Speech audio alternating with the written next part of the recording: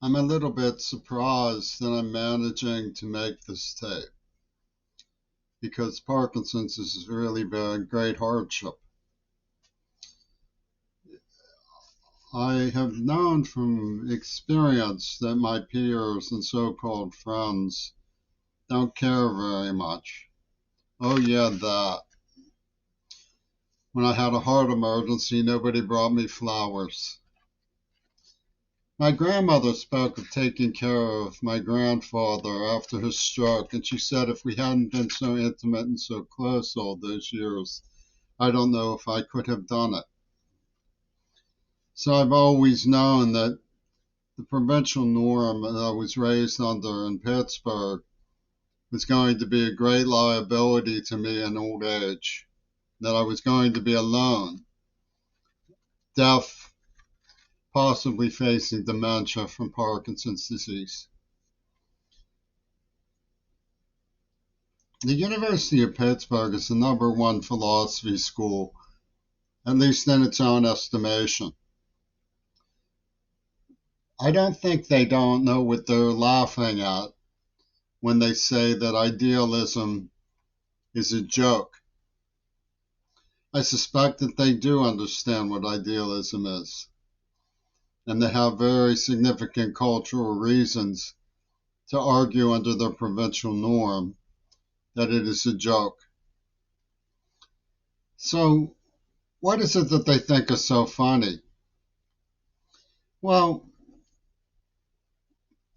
let's look for a minute at what idealism is.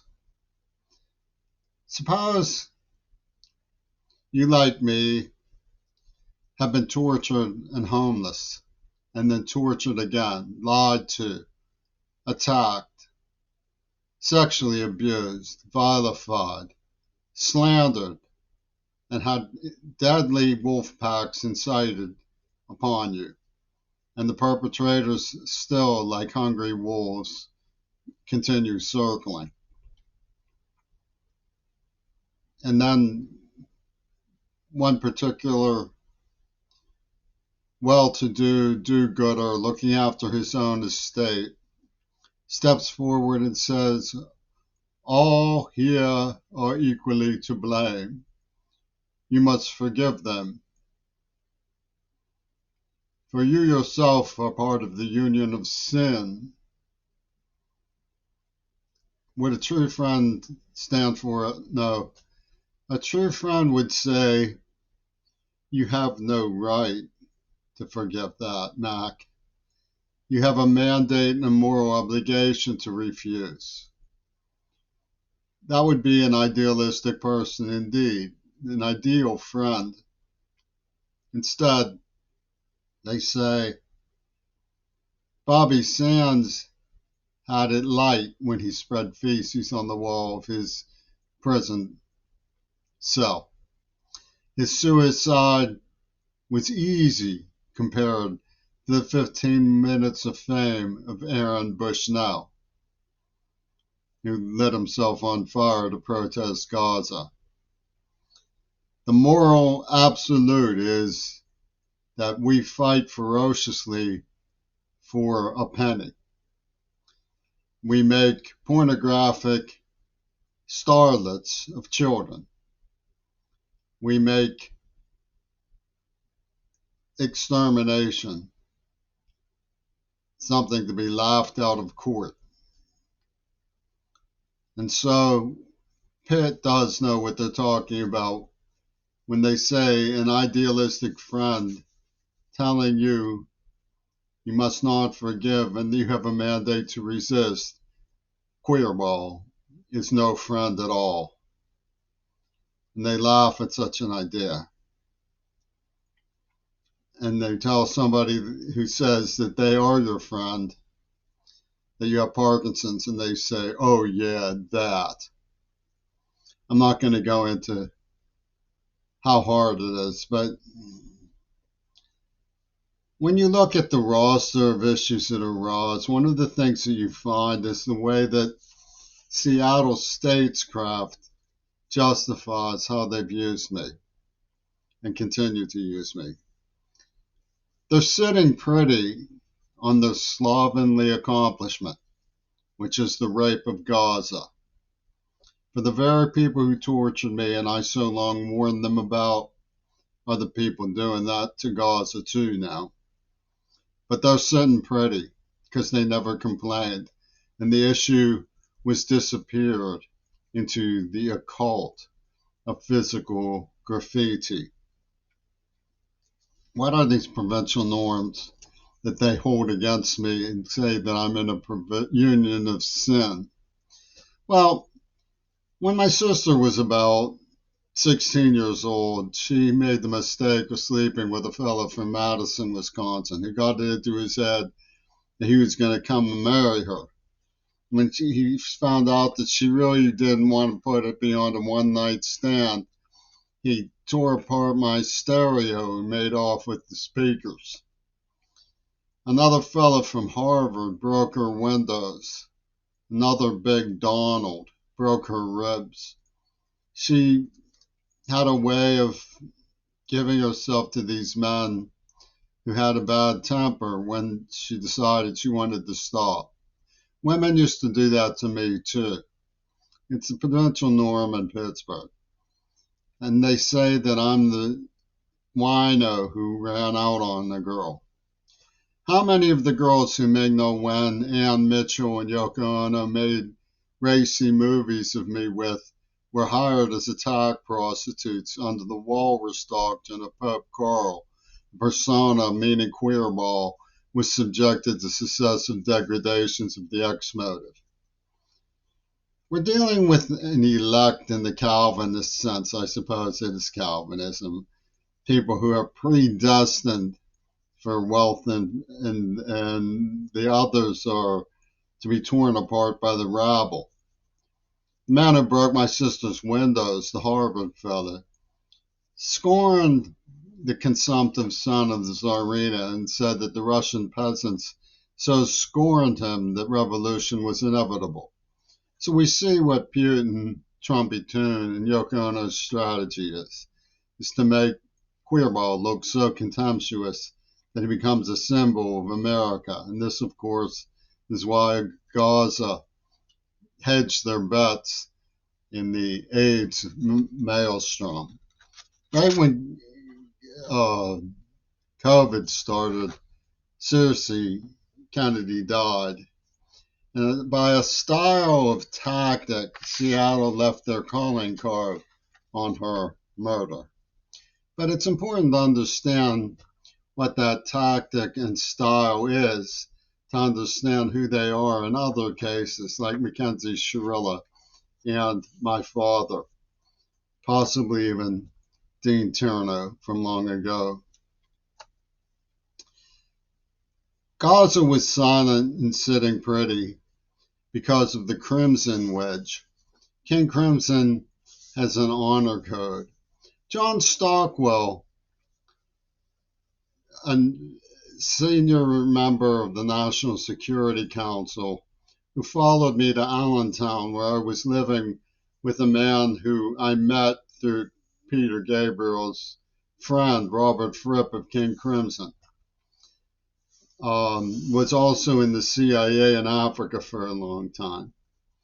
And he said when he rose in the National Security Council, he discovered that the people who he thought were wise men making important decisions about places far away were douchebags who were falling asleep at committee meetings and fighting over who gets to sit where and which chair belongs to who. Well, it's something like that when you come to your senses about the honor code in a gang like King Crimson, too. It's very sad to discover that such people are the opposite of an honor society. And it's very difficult to address the act of evil that Robert F. Kennedy Jr. precipitated by standing with Donald Trump. It completely erases the horrible crime that Trump committed against me and the pattern of the occult evidence in the murder of Searcy. It took a long time for me to break with the Kennedys, and it was against my wish. This was my president. I remember being about that little girl's age when he was shot dead, and not understanding and never giving in to the idea that Reagan had the right to insult liberals. Robert Kennedy likes to make it sound like, oh, both sides are equally to blame. We're going to hear that about Gaza someday, too. Oh, both sides are equally to blame. We'll hear that about World War II and the Holocaust extermination against the Jews. Oh, both sides were equally to blame. He's wrong. Reagan was to blame for calling John Kennedy names after he died. I've gotten autographs from Eastwood, from Fripp, from Martha Gellhorn.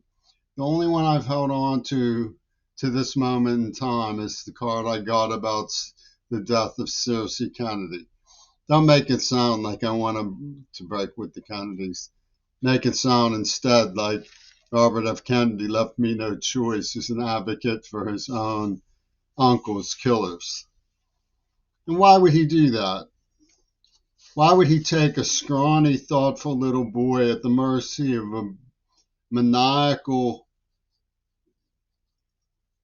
pillaging settlers, called them demons, in East End of Pittsburgh, kicking him in the head, pulling knives on him, pulling pipes on him, wielding weapons of caliber, and hitting him, striking him in the head with slaughtering, repetitious blows, leaving him partially blinded, deaf for life, poisoning him with a nerve agent.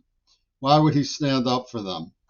Because it suits him to make off with the Beatles and to silence the family secret of Jackie Onassis's involvement also with the Beatles. RFK refuses to help me, so it's possible for him to go and boast of the superior potential of Donald Trump with his friendship with Russia to maybe ultimately a man of peace. And Seattle, of course, has their own tactical mercenary guild going with the murder of Searcy Kennedy. They use a symbolic system, which is occult-like. The summer that before the publication of, or I guess it was the summer after the publication of, I don't, when was it, what year did D-Turner die? Anyway, we got acknowledgement to DT on Starless and Bible Black. And the pattern of the occult can be something that's just chance. And that's why it's a pattern of the occult. But the shadowy spider that appeared with the caption of George on the cover of Shifty's favorite newspaper, announcing the plan to kill Searcy by the holiday in Cambodia, which is Seattle, Washington, was clearly repeated when I wrote my concerns and alarm in response to this. And the letter was delivered with the death of two more Kennedys, the art of the tactic of the occult. So the style of evidence pronounces the strange fixation on ignoring it. Yes, the style of the evidence announces the strange fixation to ignore it. If you look at the manufactured claims of the people who murdered my father, you get the picture. The KKK once stood for, the Confederacy once stood for black versus white. It was perfectly simple, black versus white. Then they became a confederacy of colors. So people thought black versus white. Zelensky can't be a Nazi because it's a contradiction in terms. The Confederates can't be pro-black because it's a contradiction in terms. That's not true. They're still making a selection of what they consider to be the good kind, the military kind. The kind, once they got rid of King, who would no longer pronounce for nonviolence, but instead would pronounce for drone war. So you get the picture when you realize that the post office blocks, which the Union Post Office was in fact developed with the Black Panther Party as part of the surveillance system of the black underclasses to maneuver and scare people, use power and violence over people. To become the new, as Gaza has proven, black became the new white in America. They became a species of alarming organized crime, the way the Klan was, and it became a union. They call it a union of sin. Well, they chose a girl named Shannon Harps and sent me a heart murmur brochure and a tube big enough for my bagel knife. I realized that they wanted my bagel knife out of my house because they were manufacturing the idea that I was dangerous. So I threw it and put it in the tube and threw it away. And then they rip her murder sharps, Shannon Harps, which is like the harp of Burma because the cordery includes shifty. So you have the Black Panther Party in the P.O. box working with these Confederates from the Union of Sin, they think. In other words, Gretchen Hawkins and John Schulman are covering for the family secret of Wei Ming-No Wen, Yoko Ono, and Amanda Harcourt, and Ann Mitchell made holy war movies of me on Mount Desert Island with the blessing of Robert Kennedy. Because Rosa Clemente's crowdsourcing Rosa Monteleone, a hottie from Milan, which is where Tunes, Donald Trump's wifey, is from. And they came on to me, and Cersei's middle name is also Rosine. So you see the eugenics of generational plotting. I mean, if we're going to be misruled by Israel, we might as well installation one of their mail order brides from India, right? And this is the scene that Gail Burston's friend Dilip in Pittsburgh with Philomena OD, whatever that means, knowledge of men when they overdose. The eugenics behind the twisted evil of Yoko Ono's revenge on America in the name of avenging the atom bomb. I'm not sure why Toon would be on the side of people who want to blow away America, bomb America first and then talk. But they chose me for a very logical reason. My father wrote a book which is still available in India in the 1940s called America's Stake in Human Rights. So if you're going to have this character, that's why they say murder somebody in my surroundings over a penny. They use the copyright in the Star of David. And the symbol positive and negative. In other words, if you don't have AIDS, you don't get a penny. If you take a penny, you get AIDS. And this is their system of the spinner beanie logic. And it comes down to, I've never been able to watch Born on the 4th of July to the end, but it's very typical of a Jew boy like Stone to make a movie that has two cripples going at it in the end, hitting each other. Because that's the basic essence of the contraption that they put together.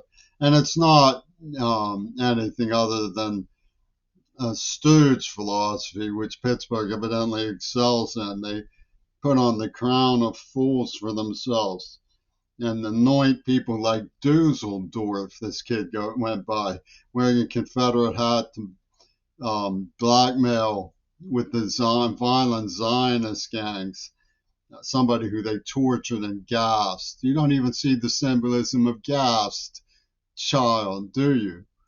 Yeah, and they had a boy who was Italian who kicked a black kid's notebooks and sickened me to my heart. The leaflets went everywhere. That's what they want to do. They want to kick the notebooks. They say, oh, they're helping America. They come in and they detonate a neuroplasm they implanted. Boom! Haha, Queerball got blown away. He has Parkinson's, man. And this is a society of military engineers who break open canisters of fluorocarbons and let them go into the atmosphere and say, who's going to stop me? They have NAMIs who write a work permit to an experienced, long since de-virginized 12-year-old girl to seduce Jimmy Queerball when the gang chased him into his shed at the age of 13, literally the 4 months apart in age. And they print a manuscript comparing it to a Venus flytrap that they extend to Mount Desert Island. Who are these people? They call themselves Casper and work with Salk labor over by Leslie Park. Jonas Salk labor, is that what you're telling me these people did? And India Parliament. Salk labor is the only place that could have come up with the AIDS virus. But they say, oh, you are equally to blame. Ask Bobby Kennedy. Bobby Kennedy comes out with his juice harp and goes, Southern man, don't you lose your head. Socrates questions what your good book says. And the Union of Sin in Pittsburgh see is sufficient evidence to burn you at the stake for falling under the sleeping sickness of an Attica State neuropsychiatrist force feeding you nerve agents from Israel in line with the work permit they gave Didi Mancine of Neva Pornographic Manson snuff films. And the whole idea of a divided self comes from John Hope Franklin describing the people who were forced to be nice to slave keepers. Yes, sir. Yes, sir. Oh, see, ain't you faithful? Well, experiencing hatred for people who enslaved them. It's obvious and perfectly natural. It wouldn't be fair to black people not to admit that they have grounds for hating white people in the past. But they have to obey the law. You don't find me. See, they were saying I was disobeying the law. I don't disobey the law. I may not like the people I have to be nice to, but I'm not disobeying the law. I'm not a. They come up with red alert, a white, white, as though it's me who's at fault.